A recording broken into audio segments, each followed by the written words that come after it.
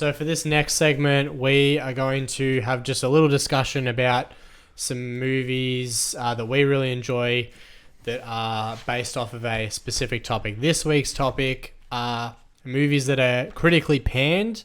So movies that sit on Rotten Tomatoes. I think the limit was 59% or lower. Yep. That we think are criminally underrated.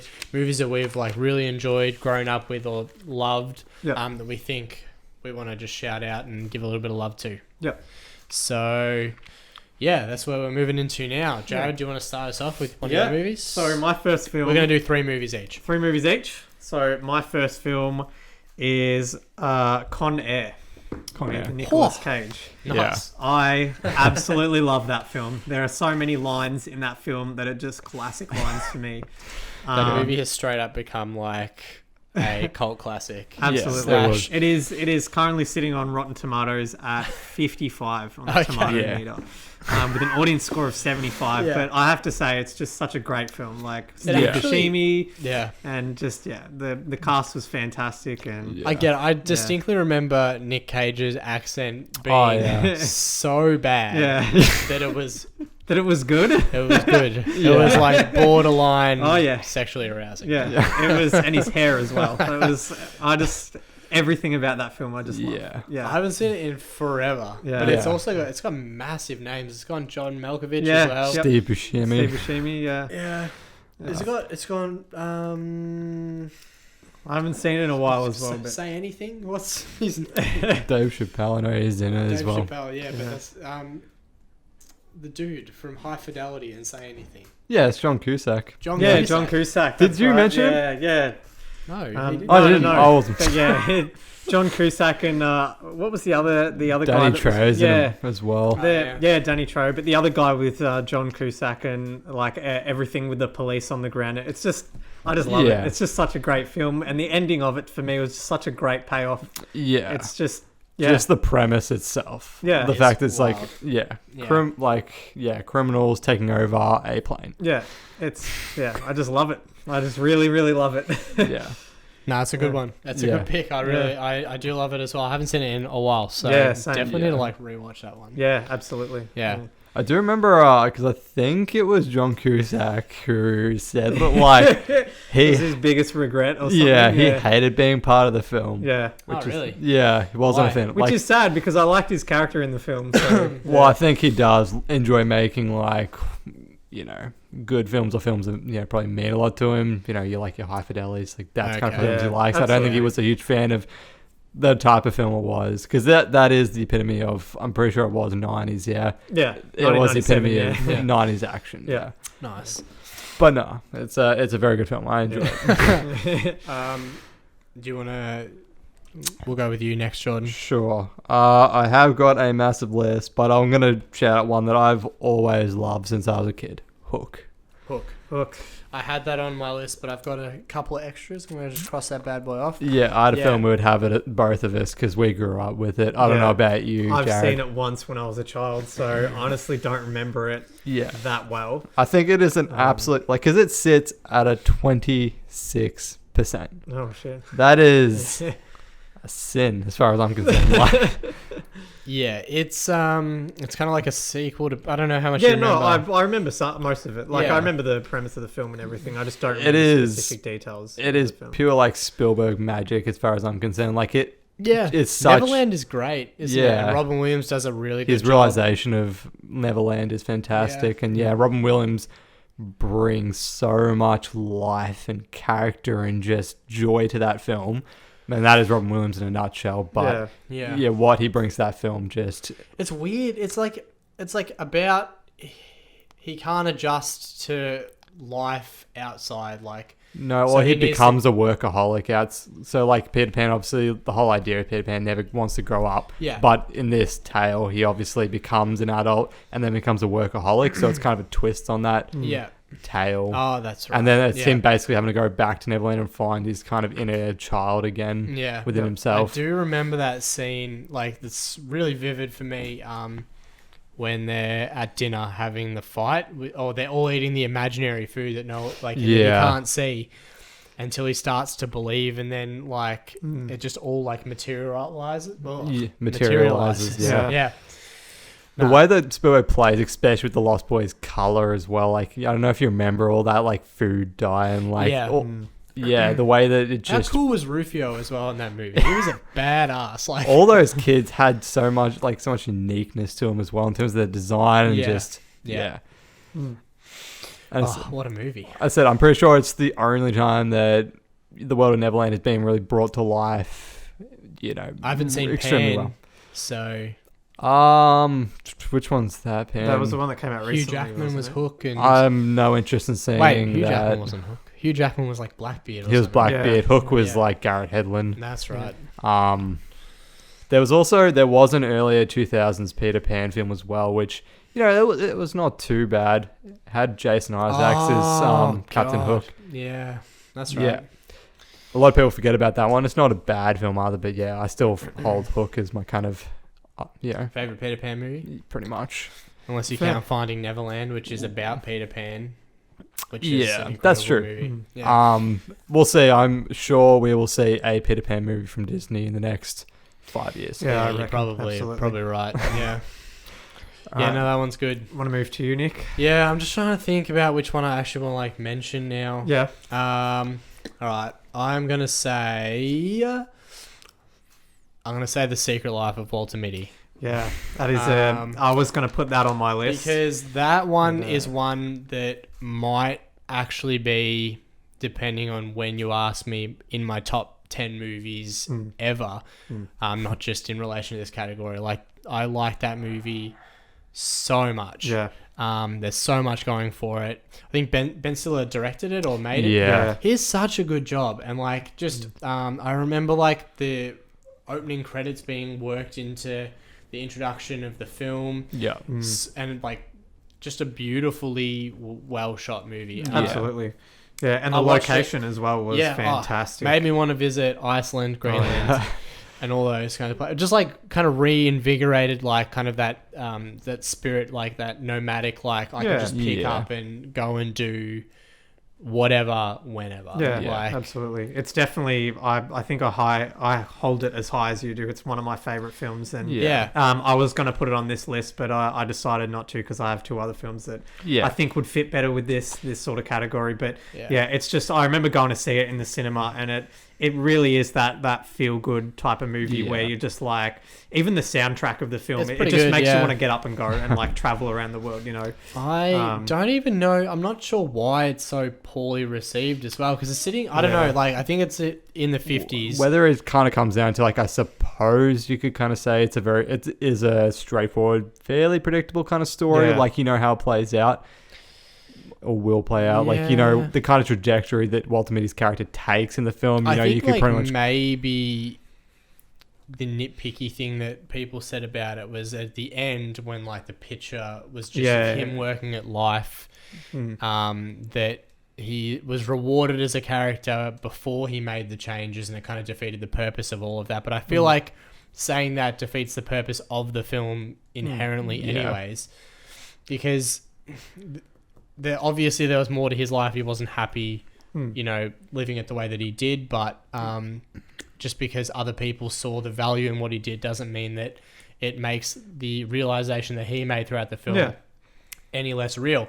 But that's neither here nor there. I put it on my list because I absolutely love this movie. So absolutely. Yeah. It's I remember when it came out for me. At that time in my life, I was a very introverted type of person that would often daydream and like sitting in school and like looking out the window and imagining other stuff that I could be doing. It was a real like helping hand for me, like back then when I was sort of that introverted person, to like motivate me to go out and do more stuff and be, not extroverted, but be better than I could be at the time, And and I think that's one of the reasons why I really love the film as well. Nice. So I think it's easy to like take meaning, like your own personal meaning from it. Definitely. Cool. All right, Jared, you want to loop back around to you, mate? So my next film, and I think you guys might know that I was going to pick this one, Fast and the Furious Tokyo Drift. So we talked about it briefly in a Hobbs and Shaw Potentially video. the lowest rated. Potentially the lowest rated Fast and Furious film. Don't quote me on that. It is my personal favourite Fast and the Furious film. Yeah. I am a pretty big car enthusiast, especially Japanese cars.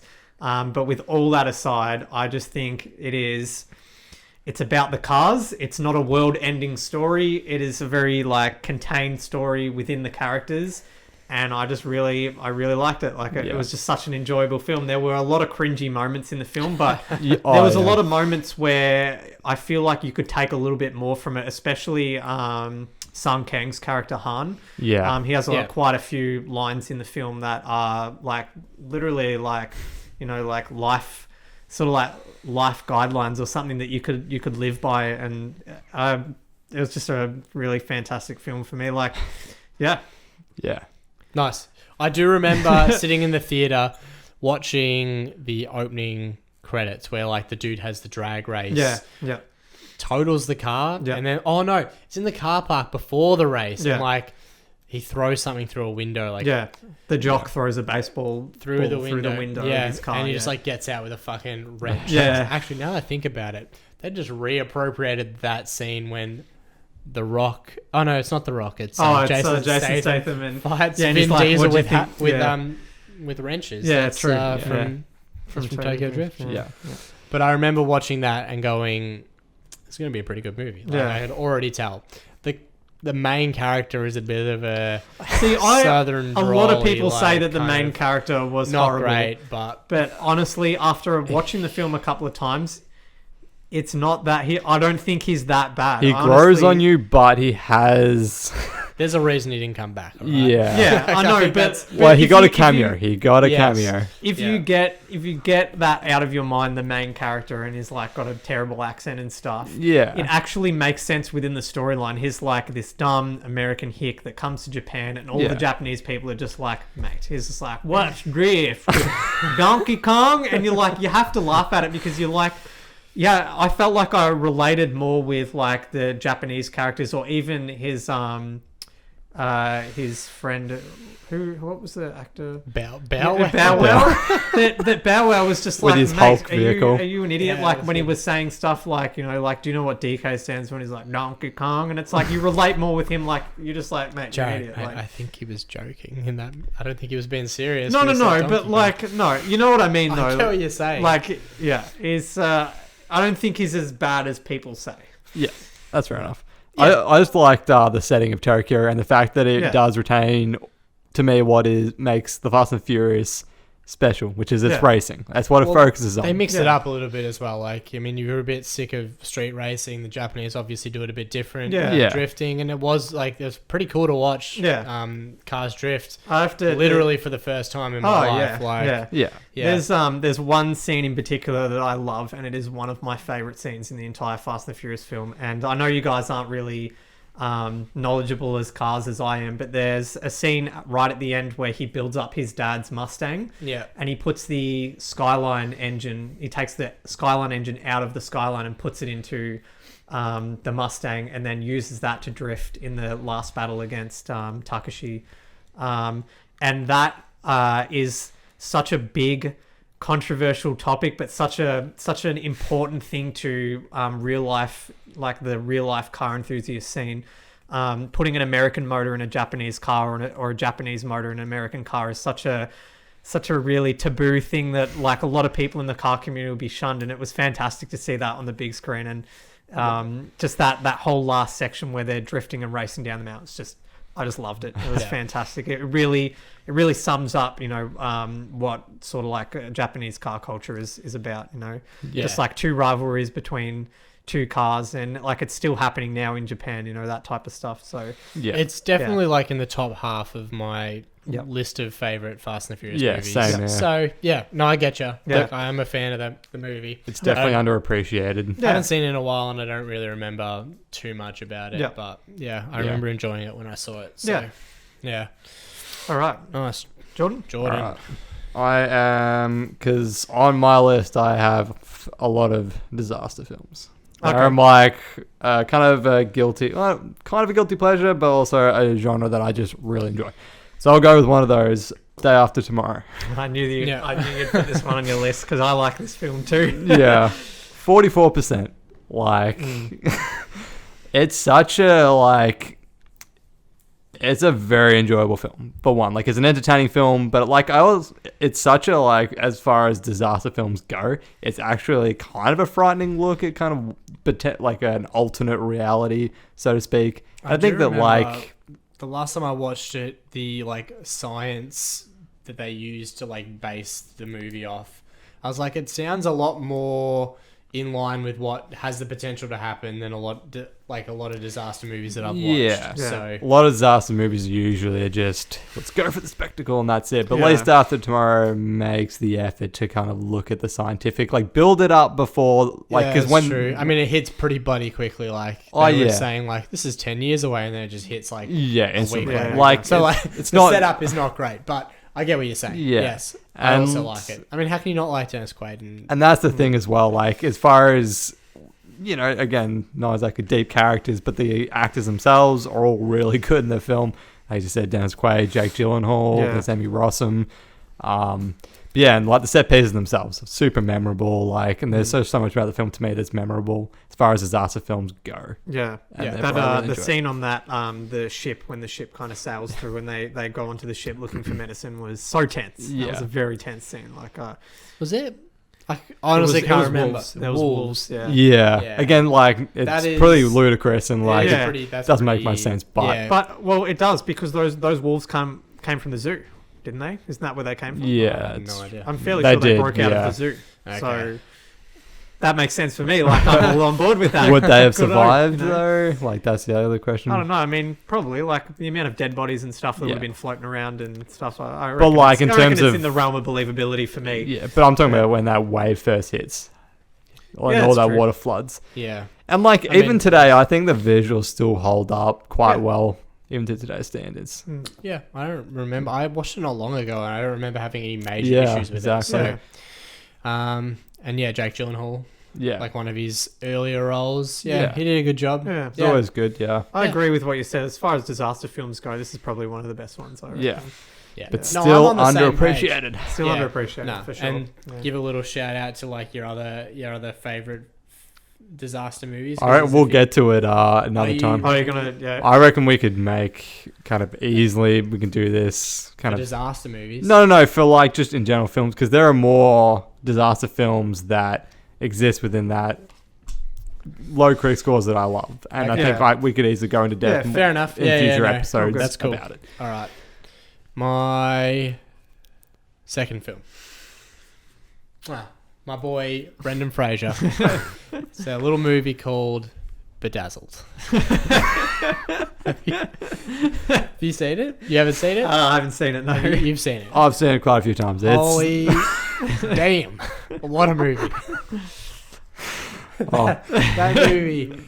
I mean, thinking about it cracks me up. I can't remember the first time I watched it, I was a kid. So maybe I'm holding like onto a lot of nostalgic memories, but I watched it not long ago. Yeah, I probably watched it about a year ago. I was like, this movie is fantastic. Like, how can you not like it? And it sits low on Rotten Tomatoes. Like, it's in the 20s, I think. Yeah. And essentially, Elizabeth Hurley plays the devil. Brendan Fraser plays this like down and out, like kind of nerdy dude who's in love with someone he works with, and she gives him 7 wishes to try and win her over in exchange for his soul. Yeah. But every time he makes a wish, she like fucks it up. She just like wrecks his life. Like for example, like he overhears her saying that she likes athletes, and so he asks to be a 7 foot tall NBA player, and then like when he gets his dick out for the girl that he likes, it's like a micro penis. Like, he gives her like, and it's dumb. It is so stupid. But like once again, that's a movie that so heavily leans into the stupid that it becomes like properly hilarious. I just remember because like each situation, each story that it comes up with it's so unique and hilarious with what it comes up with. And I just remember the first story, he wakes up and he's like this Colombian drug dealer. I don't know if you remember. He wanted like money. He just wished that he was powerful and rich. Yeah. Because he thought he could win her over with money, and she makes him a Colombian. Like just dumb shit like that. Oh, I gotta see this. And then they get raided by like the authorities. Because like he has his henchmen that come in and they take him down to his store, and he has like no idea what's going on. He's just like sees that he's got this big house. He's got like this little Pablo Escobar mustache. Yeah, and he goes into like obviously his warehouse stash, and he's like, "Oh my god, it's cocaine!" Like I don't know if you remember. Yeah. And like he gets raided. And mate, Brendan Fraser is a beautiful human being. I love him so much. He needs to return to the big screen. He's great. Yeah, definitely does. Yeah. All right. Do we want to loop back around to you, Jordan? Back to me. My third film came out this year. Jordan and I went and saw it in London. It's Godzilla King of the Monsters. I haven't seen this one, so I can't really speak to it. It got a quite a low Rotten Tomatoes score. I can check. I'm pretty sure it was in the 30s, like 33%. 41%. Had an audience score of 83%. It's pretty good, actually. I am a big fan of Godzilla. I love Godzilla. I love Godzilla 2014, which actually I was going to put that one on my list, but it was actually given a pretty good score on Rotten Tomatoes as well. But I just love seeing big monsters attacking each other. I understand the story was weak, but it was enough for me to I think it's the biggest through it and enjoy the film overall. Yeah, you know? I think it's the biggest case of where like you can understand where the critics are coming from, but I think everyone, the audiences that went into it, went in with one mindset: give us good monster action. Yeah, exactly. Which it does. It delivered, yeah, absolutely. And it was interesting as well because I remember seeing that critics in particular talked about how it was lit and like that the action sequences were almost too dark and they weren't particularly coherent because like a lot of it was around kind of storm clouds and stuff. Do you remember all that? Yeah. But I kind of disagree. I think it gave it such a stylistic look and the action itself was just very kind of exhilarating. And I remember like the theater we were in, the combination of visuals and sound was just something else. Like absolutely, it's one of those films. Very rarely do you get a film where you go in and the visuals and sounds just fulfill your senses. Like it was fantastic.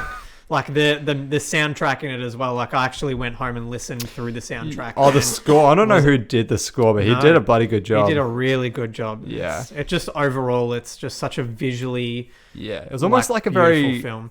Monolithic, almost very like god-like soundtrack. Like it almost played and it's incorporated into sort of the Japanese heritage as well. So you can hear sort of like traditional Japanese, like whether it's like sort of like that throat singing in Japanese or like Japanese instruments used into it as well. And there's actually one scene where sort of towards the end where Godzilla rocks up for the final fight and you get like the United States Air Force, like all their fighter jets and shit, like flying over the top of it, and he does his classic roar. The soundtrack playing at that time and also his roar are like re-envisioned versions of the original Godzilla roar, which they didn't include in 2014 Godzilla, and it was amazing, man. Like, I had goosebumps all over my body in that scene, and I just honestly, dude, it has got to be just climaxing in the theater, like, dude. Absolutely, it has got to be one of my top 10 favorite films. It was just so good. I really loved it. Like Godzilla 2014 was in top 10, and I reckon Godzilla King of the Monsters pushed that one right out of the ballpark for me. It was just fantastic. Nice, really good. Yeah, nice. I'll put that one on my list of ones. I don't know if you like it or not. I have to see the first one as well. You haven't seen 2014? No. Oh, okay. Yeah. All right, Jordan. Oh, you got so many, Jordan. I'm actually going to go with one that I watched about a week to 2 weeks ago, something in that ballpark. A Knight's Tale. Oh yeah, Knight's Tale. Yeah. Will rock you, Jordan. Wait, do they do that in the movie? That's the most bizarre part about this movie, right? So there is like, it's the weirdest combination of elements. So you've got a bit of almost like Shakespeare type of influence in terms of like the romance side of things. And then you've got a medieval setting, and then you've got a rock soundtrack like behind it. And the rock soundtrack is both diegetic and non-diegetic, so like it exists within the world, but it doesn't. Because like it opens the film and they are literally like playing We'll Rock You as if they are legitimately playing it in the film. But then there are moments where they'll play just a rock tune that's like in the background. And it's such a weird combination, but I feel like it works so well. Yeah. And like... Oh, I like it. Yeah, and I think the humor as well is really good in the film. Like, and the banter between the four main characters, Paul Bettany, Mark Addy, Alan Tudyk, and Heath Ledger is all really good. Yeah. Absolutely. And like the jousting, like, because they obviously filmed that legitimately. Like, they obviously had, whether it was stunt people, jousting, and it looks really good. Like, it still, works today. There's sword fighting as well. Like there don't is sword just compete fighting in jousting, yeah. But it's predominantly jousting. The joust, yeah. And the choreography for the jousting. I honestly don't remember a whole lot about the movie. I do remember enjoying it. I remember Heath Ledger being blonde, which I thought was kind of weird, like bleach blonde. Yeah. And there's something about his father, like he's an orphan. Or yeah, something. his father's a Thatcher. Yeah, so he's like a poor commoner, pretty much. So I can't really speak to it because I haven't seen it in such a long time. But I think I get where you're coming from. What's it sitting on Rotten Tomatoes? 58%. 58. Okay. Yeah, it's just under that. Yeah. That threshold. It's a fun film. It's a very fun film. Yeah, absolutely. But like, I would say when you look at a 58%, you think it's just okay. But I think it's better than okay. Like, I think it's actually a really enjoyable film, and I think it's a very underappreciated film. Yep. And again, it's a very unique film as well. Yeah, that's true. But yeah, I think it's worthwhile checking out for sure, or rewatching, or giving it a rewatch. Yeah. Nice. If you haven't seen it before, definitely worth it. Or even if you have seen it before and you're intrigued, like you want to rewatch it. Yeah. Yeah, exactly. Oh, there's Nick? many. Last one, boy. There's so many movies that I honestly thought that. Do you want to, after the last one, we just go around and do an honourable mention? Because there's one. Well, so I reckon we can do this as sort of more. Yeah. We can kind of do this again because I've got so many to. Yeah, that's fair. Go through. All right, Nick. Fair enough. Okay. Well, all right. The one I'm going to pick then is. It's not like it's super high on my list, but it's one that like so perfectly fits into this category, and I almost hate myself for liking it as much as I do. Like.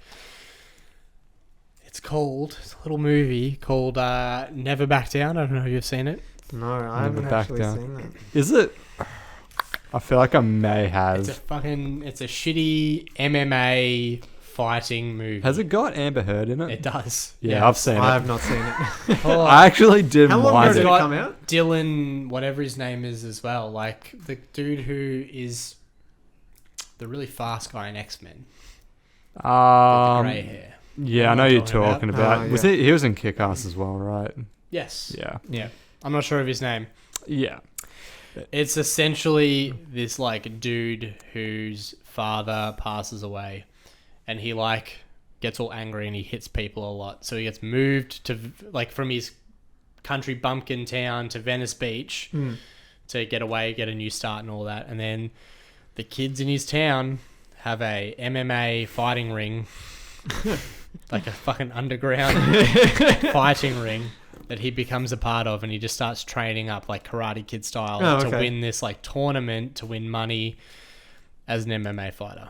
It is, mate, it's cheesy, it's terrible, but I love it. Like I've seen it so many times, and every time I'm like, you know what, this isn't too bad. And, like I can blatantly see everything wrong with the movie because like the storyline is so dumb. Like these are like rich Hollywood Beverly Hills kids that are like putting up mats, putting on gloves and fucking sparring next to their pool. Like, it's so dumb. Yeah. So that one's on my list. How long ago did it come out? Like 2007 or something like that. Right. Yeah. But it's got like one of those like classic like pop punk rock soundtracks. The montages are pretty good. Like the fighting themselves is super stylized version of what you see on television. Yeah. It was probably around the time when I was doing my Brazilian Jiu-Jitsu, and maybe that had some impact on the amount I liked the movie. But like, obviously, it's got enough like famous people in it that it's not terribly acted or anything like that. Yeah. A lot of them did go on. Yeah, and it's just a dumb movie that I have found that I enjoy more than I would care to admit. So that's fair enough. I just want to give one honourable mention. We can go, if you guys want to do one more, go around one more time. Is that okay? I got one more. So this one isn't necessarily sitting low at Rotten Tomatoes score. I think it's actually sitting at like maybe a 70 or something. But when it first came out, it did not receive well at all. And it's Dread. Dread is such a great film. Dread's sitting higher than that, Is I it? think. Is Yeah, it? It's in a positive, Yeah, I remember when it first came out, I think it lasted in the cinemas in Geelong for about a week. Yeah. It was not in there very long, and Dread's a good movie. I like it. It is a fantastic. It's one of my one of my favorite films. I'm pretty sure, like I'm not 100% sure, but I think they're developing a TV series. Yeah, I know that Carl Urban has been really keen to reprise his role as Dread. Yeah, I love to see him. He did such a good job. Yeah, I remember the trailer hitting the cinema, and I thought I was pretty keen for it. And I remember being busy the first week that it came out, and I thought I'll go see it next week, and they removed it from the cinema in our town. And unfortunately, I didn't get to go see it in the cinema. And then obviously when it came out, I bought it on Blu-ray and watched it, and I was absolutely blown away. Yeah, such a great film, and I feel like it was really not given the attention that it was deserved on launch. You know, it was I'm fairly sure the critics rated it pretty low, and it's only after a couple of years of it being out that it's gone back up and I think it was the like opposite, actually. I think like critically it was fairly well reviewed, but audience, it just like didn't make any money. It was probably down to marketing, to be honest. Like they were just poor. I thought it looked bad before it came out. Yeah, well, I was kind of the same. I feel like a lot of people had that sort of Sylvester Stallone dread. Like, I actually seen that, and I know that I didn't like that film, and I know that a lot of people didn't really like that film as well. So they might have had a bad taste in their mouth when seeing the trailer for this one. I can actually say though, I did my part. I actually when I saw it in cinemas. You saw it, yeah. Sorry. That's good. Yeah. Good I'm doing my part. What about you guys? You let it down. Yeah. So it's just such a good film. It's honestly a cult classic like now, and I really hope that they continue. I know Carl Urban's very keen, and I don't know if you guys have seen Carl Urban's recent TV show The Boys. He's fantastic in that. Yeah. And, I do want to watch it. He really needs to be Dredd again, either on the big screen or on a TV show or something. But he just killed it. Nice. So nice. All right, we'll transition back over to you. You got one more, Jordan? Go for it. All right, for my fourth one, I'll ask you guys, do you want between either a sci-fi fantasy one or do you want an Adam Sandler one? Take your pick. Which one do you want to do? I wouldn't mind hearing your sci-fi fantasy. Yeah, I reckon sci-fi fantasy. Is it going to be Willow? Can I say yes, that it's Willow? No? Willow's fantasy, mate. Okay, well... All right, let's go. Go, Jordan. Go.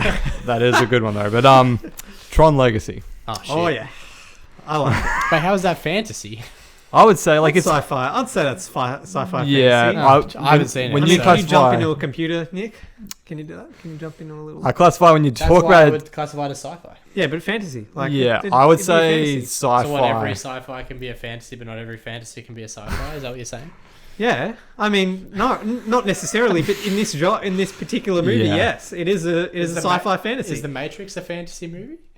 By that logic, I'm just curious. No, I'm just saying that it's fantasy because I'd say it's fantasy. In the film, it's like data and electrons and stuff are like the enemy and like that type of stuff, and it's inside a video game. I'm just trying That's fantasy. No, I'm just trying to understand the baseline. I know. When I think sci-fi, I think of something like 2001: A Space Odyssey or Interstellar. That is like sci-fi is science fiction. It's anything to do with science. Whereas like sci-fi fantasy obviously exists with something like Star Wars, when it's like it is set in it's like got sci-fi elements, but it's also Tron Legacy. Anyways, Tron Legacy.